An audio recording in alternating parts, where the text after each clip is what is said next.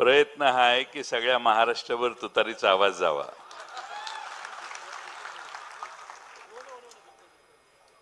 आपल्या सर्वांचे लाडके युवा नेते संदीपभाई नाईक,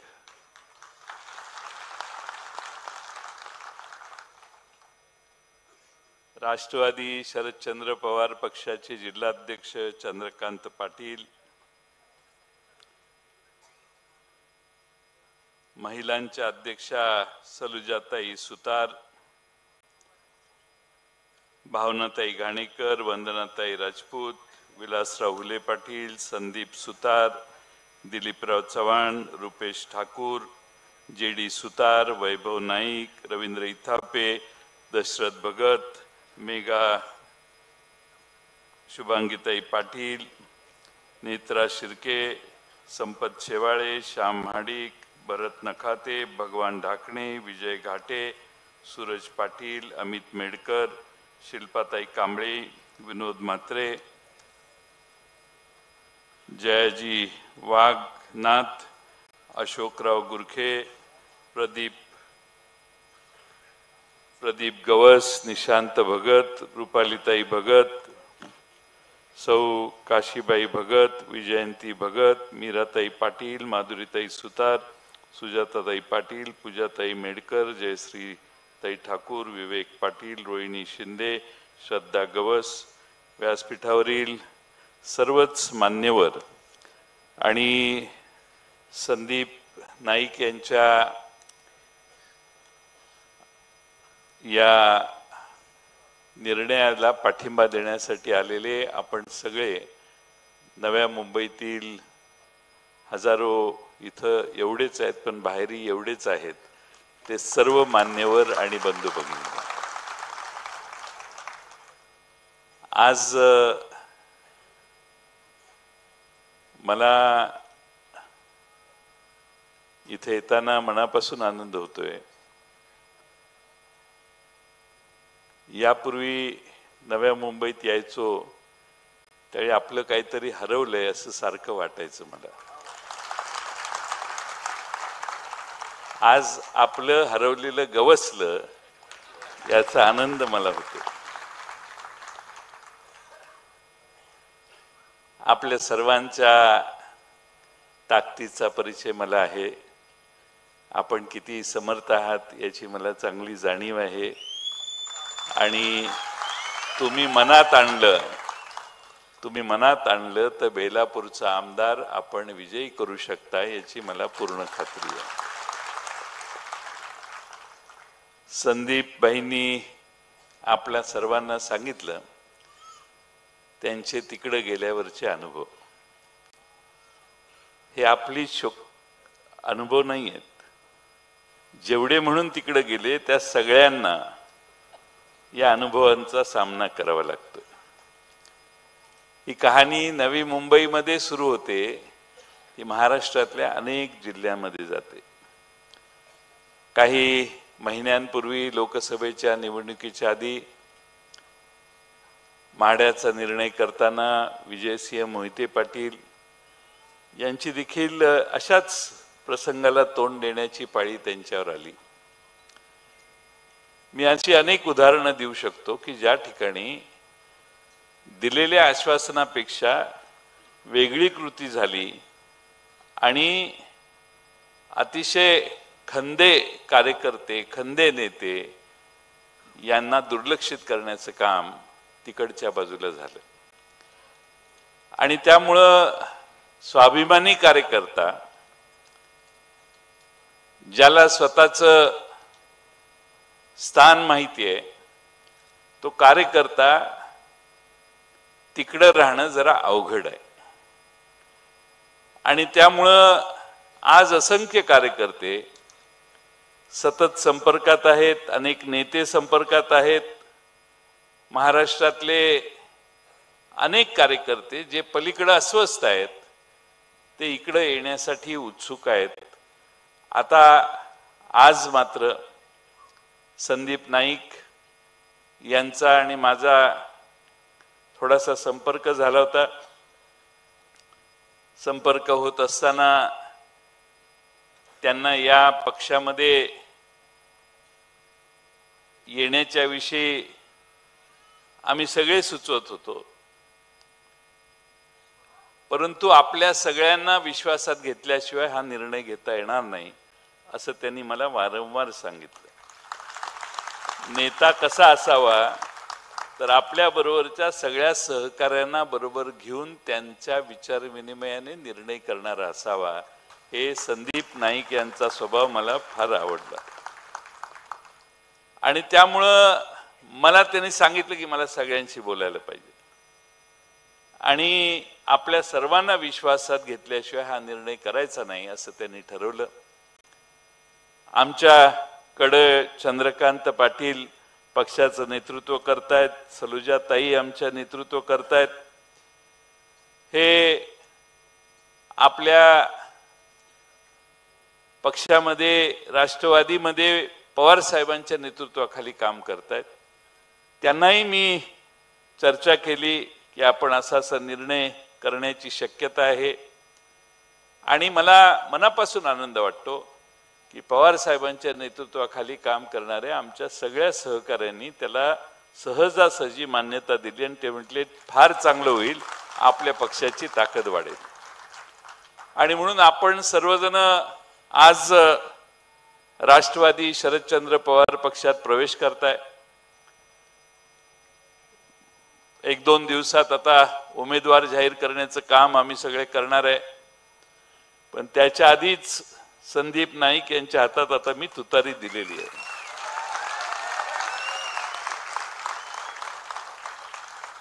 संदीप नाईक साहेब, या तुतारीचा प्रभाव महाराष्ट्रात दिवसेंदिवस वाढतोय. चंद्र कलेकलेने वाढतोय, पण तुतारी आमची त्याच्यापेक्षा स्पीडनं वाढते. आणि शरद पवार साहेब, मी नेहमी सांगायचो की शरद पवार साहेब जिथं उभी राहतात तिथून लाईन सुरू होते. हे महाराष्ट्रातल्या अनेक मतदारसंघातलं चित्र आज तयार होते. आणि म्हणून लोकसभेला पवार साहेबांनी फक्त 10 जागा घेतल्या. आघाडी व्हावी म्हणून थोडासा जास्त त्याग करण्याचं काम पवार साहेबांनी त्यावेळी केलं आणि 10 जागा निवडताना जवळपास 9 जागा, 9वी आमची शशिकांत शिंदे आज येऊ शकले नाहीत, गावाला गेलेत, जवळपास 9 जागावर आमच्या पक्षाने, राष्ट्रवादी काँग्रेसनं आपल्या पक्षाने जागा उमेदवार निवडून आणण्यासाठी आत निवडून आल्या. 9वी थोडीशी चिन्हाच्या घोटाळ्यांनी पडली. म्हणजे पवार साहेबांनी, आमच्याकडे कुणी नेते नव्हते, सगळे नेते आमचे पलीकडे गेले.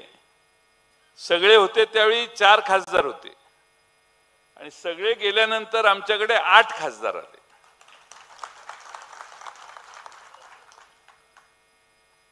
आम्ही ठाणे लढवू शकलो नाही कारण तुम्ही आमच्याबरोबर नव्हता, नाहीतर आम्ही ठाणेही लढवली असती. आणि म्हणून आपल्या सर्वांना मला एवढंच सांगायचंय की आज एक चांगला दिवस आहे.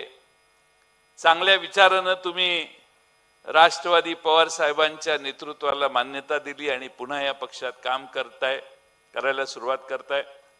मी सगळ्यांना स्वागतासाठी गळ्यात हे स्कार्फ घालून सगळ्यांचं स्वागत करत होतो. 80% चेहरे ओळखीचेच आहेत माझ्या, म्हणजे हे आपलेच आहेत, ही भावना माझी पूर्वीपासून होती. आणि हा मधल्या 2, 4, 5 वर्षाचा काळ गेला, पण जवळपास आपण अनेक वेळा याच व्यासपीठावर आपल्या मोठ्या नेत्यांच्या नेतृत्वाखाली भेटलेलो आहोत आणि अनेक वेळा कार्यक्रमाला मी इथं आलेलो आहेत. आणि आपले मोठे नेते हेही माझे लाडके आदर्श असे नेते आहेत. त्यांच्याबद्दलही मला नितांत आदर आहे, आपुलकी आहे आणि त्यांच्या कर्तबगारीवर देखील आम्हा सगळ्यांचा विश्वास आहे. आज आपण राष्ट्रवादीचा पवार साहेबांचा झेंडा हातात घेतला. या शहराचे प्रश्न संदीप नाईक यांनी आपल्या सर्वांच्या समोर मांडले। काही प्रश्न असे आहेत की जे सत्ता असताना सुटायला पाहिजे होते, त्या प्रश्नांना चालना देण्याचं काम व्हायला पाहिजे होतं। 12.5% भूखंडाचं काम अजून अर्धवट राहिलेलं आहे, त्याला चालना देण्याचं काम करायचंय। गावाभोवती बांधलेली घरं रेग्युलराइज करण्याचं आव्हान आहे, त्याला आता आपल्याला निवडणूक झाल्यावर चालना देऊन त्यांना न्याय देण्याचं काम करायचंय। झोपडपट्टी पुनर्वसनाचा निर्णय झाला, पण इम्प्लिमेंटेशन कुठेही योजनेचं झालं नाही, त्याला संदीप आपण जसं सांगाल तशा पद्धतीने चालना देण्याचं काम आपण करू शकू।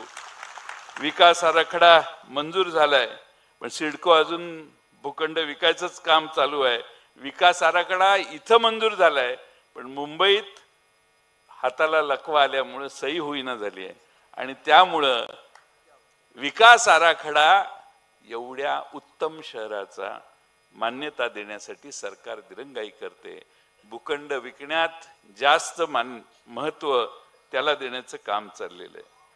खरं म्हणजे घर लीज, सगळ्या इमारती सगळ्या लीजवर आहेत, हाही एक प्रश्न आहे। सिडकोच्या कडे आपल्याला त्याची मालकी हक्क आहे, तो आपल्याला मिळवण्याचं काम आहे।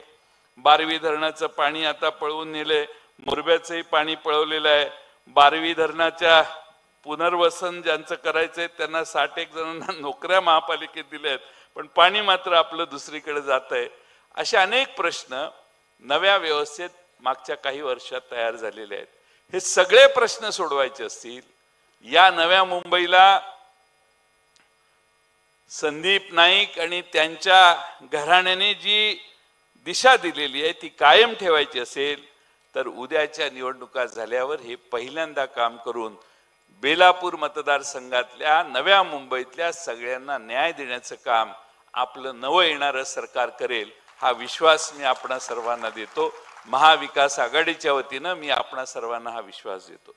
खरं म्हणजे या सगळ्या गोष्टी या आपल्या सर्वांना सोडवण्यासाठी संदीप नाईक यांना विधानसभेत पाठवण्याची जबाबदारी तुम्ही सगळ्यांनी केली पाहिजे। मला एकदा हात वर करून सांगा, संदीप नाईकांच्या समर्थनासाठीच तुम्ही आलाय। बाहेर बसलेल्या आमच्या भगिनींनाही माझी विनंती आहे की सगळ्यांनी हात वर करा आणि प्रयत्नाची पराकाष्ठा करायची। कुठल्याही परिस्थितीमध्ये कोणताही चान्स सोडायचा नाही, आणि काही झालं तरी तुतारी बेलापूर मतदारसंघात निवडून आणण्याचं काम करायचं, एवढा सगळ्यांनी आज पण करूया। आज आपणा सर्वांना माझी विनंती आहे की या नव्या मुंबईचे प्रश्न सोडवताना आपल्या सगळ्यांना निश्चितपणाने पवार साहेब पूर्ण ताकद देतील। CR पाटील साहेब, सलुजाताई पवार साहेबांना काल भेटले, आमची अंतर्गत चर्चा झाली आणि आम्ही ठरवलं की पुन्हा एकदा नव्या मुंबईमध्ये पूर्ण ताकदीने पक्ष उभा करण्याचं काम आपण सगळ्यांनी करायचंय।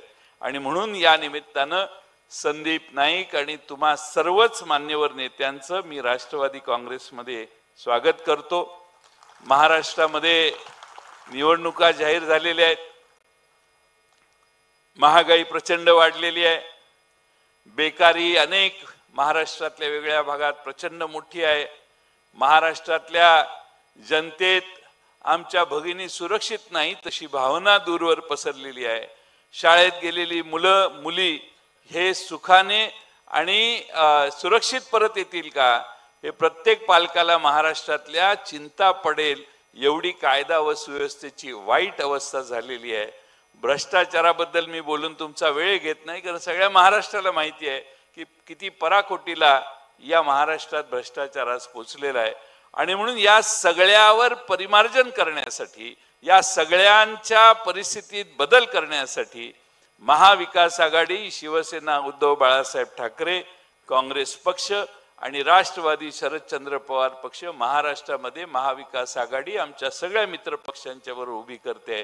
तुम्हा सर्वांचा आशीर्वाद असेल तर माझी पूर्णपणाने खात्री आहे की नुसता नवी मुंबई पुरती ही वेव नाहीये।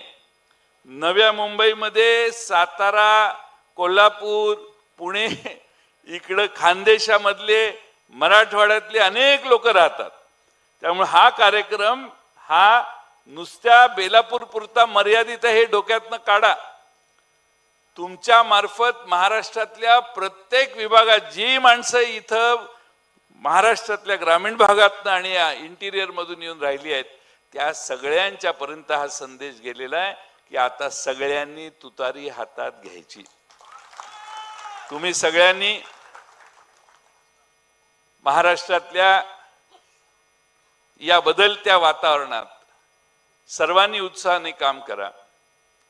संदीप नाईक हे एक युवा आणि धाडसी नेतृत्व आहे. शेवटी काम करणाऱ्या माणसाच्या मागे माणसं उभी राहतात. तुमच्या सगळ्यांनी ताकदीनं काम केलं तर या मतदारसंघात परिवर्तन आपण सगळे करू शकता हा आम्हाला विश्वास आहे. आणि त्यासाठी तुम्हा सर्वांचे आशीर्वाद राष्ट्रवादी शरदचंद्र पवार पक्षाच्या मागे आपण सगळ्यांनी उभा करा. खरं म्हणजे या कार्यक्रमाला सुप्रियाताई येणार होत्या, अमोल कोल्हे येणार होते, पण जुन्नरची मीटिंग असल्यामुळं अमोल कोल्हे साहेब काही येऊ शकले नाहीत आणि सुप्रियाताई यांचा बारामतीला मेळावा आधीच ठरलेला होता त्यामुळं त्या आज इथं येऊ शकल्या नाहीत. पण मला खात्री आहे की उद्याच्या प्रचाराच्या निमित्तानं त्या नक्की आपल्या सर्वांना भेटायला जरूर येतील. पण आज तुम्हा सर्वांचं मी राष्ट्रवादी काँग्रेस पक्षात शरदचंद्र पवार पक्षात स्वागत करतो. तुम्हाला हा विश्वास देतो की तुम्हाला आपुलकीपणाची वागणूक पक्षात मिळेल. तुम्ही काही चिंता करू नका. हा आपला पक्ष आहे. हा आपला पक्ष होता आणि आता हा आपला पक्ष झालेला आहे. इथं परकेपणाची भावना तुमच्या कुणाच्याही मनात येण्याची आवश्यकता नाही. आपण सगळे हातात हात घालून काम करू. महाराष्ट्र घसरलेला आहे 5व्या 6व्या क्रमांकावर. गुजरातपेक्षा महाराष्ट्र खाली गेलेला आहे. महाराष्ट्रातलं दरडोई उत्पन्न गुजरात आणि इतर राज्यांपेक्षा कमी झालेलं आहे. महाराष्ट्रावर जी संकट आलेली आहेत वेगवेगळ्या प्रकारची त्यामधले प्रश्न सोडवण्यात सध्याच्या सरकारला अपयश आलेलं आहे. आणि म्हणून तुम्हा सर्वांच्या ताकदीनं पुन्हा एकदा महाराष्ट्र देशामध्ये पहिल्या क्रमांकावर आणण्याचं काम करू. मी या नव्या मुंबईत जवळून बघितलंय. अगदी पाणी देखील वापरलेलं पाणी पुन्हा साफ करणारे प्रकल्प मी इथे येऊन बघून गेलोय. म्हणजे बिस्लरीचं पाणी ठेवलं आणि तुमच्या सिवेज ट्रीटमेंट प्लांट मधून निघालेलं पाणी मोठ्या साहेबांनी माझ्यासमोर ठेवलं आणि मला विचारलं जयंतराव ह्याच्यातलं बिस्लर खरं पाणी कुठलं आणि ट्रीटमेंट केलेलं पाणी कुठलं ओळखा. मला ओळखता आलं नाही. ही तुमची काम करण्याची पद्धत आहे आणि म्हणून आपण पूर्ण ताकदीनं या आदर्श महाराष्ट्रावर पोचतील असं काम करूया. आणि न्याय द्यायचा असेल तर तो शरद पवार साहेबच देऊ शकतात हे कधीही विसरू नका. तुम्ही ज्या पक्षात होता त्या पक्षाला मला काही बोलायचं नाही, पण न्याय तिथं मिळू शकत नाही हे उरलेल्या सगळ्यांना सांगा. आणि माझी विनंती आहे की पूर्ण ताकदीनं आपण सगळे एकत्रित काम केलं तर पवार साहेबच न्याय देऊ शकतात. आणि पवार साहेब हेच आपल्या सगळ्यांचं घर आहे हे कधी विसरू नका. 84 वर्षाचा नेता महाराष्ट्रभर पायाला भिंगरी लावून फिरतोय. त्या नेत्याच्या पक्षात तुम्ही आलेला आहात. कष्ट करणाऱ्या नेत्याचा हा पक्ष आहे. या नेत्याच्या मागे तुम्ही सगळे ताकदीने उभा राहता याबद्दल तुम्हा सगळ्यांचं आणि संदीप नाईक यांचं अभिनंदन करतो आणि माझे 2 शब्द पूर्ण करतो. धन्यवाद.